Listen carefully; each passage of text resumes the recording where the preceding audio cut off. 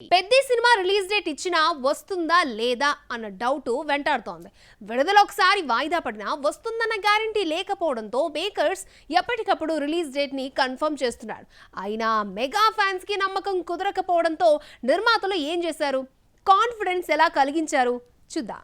మార్చి 27న Peddi release అంటూ ఏడాది క్రితమే నిర్మాతలు ప్రకటించారు. మార్చి 19న ధురంధర్ 2 టాక్సిక్ రిలీజ్ కావడంతో పెద్ది వస్తుందా రాదా అన్న డౌట్ ఉండేది. పెద్ది విడుదలకు ఒక రోజు ముందు మార్చి 26న నాని ప్యారడైజ్ రిలీజ్ కుంది. అయితే ప్యారడైజ్ పెద్ది అనుకున్న టైంలో షూటింగ్ పూర్తి కాకపోవడంతో 2 వాయిదా పడ్డాయి.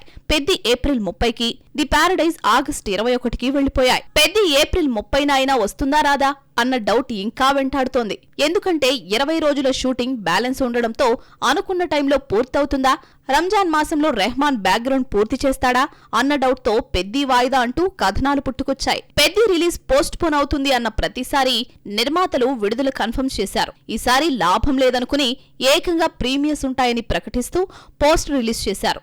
ముందు రోజే 29 రాత్రి ప్రీమియర్స్ వేస్తామని, వాయిదా ప్రసక్తే లేదని చెప్పాల్సొచ్చింది. టీజర్, ఫస్ట్ సింగిల్ పెద్దిపై అంచనాలు పెంచేశాయి. రెండో పాటను మార్చి 2న రిలీజ్ చేస్తున్నాడు. హీరో ఇంట్రడక్షన్ సాంగ్ గా సినిమాలో వస్తుందని తెలిసింది.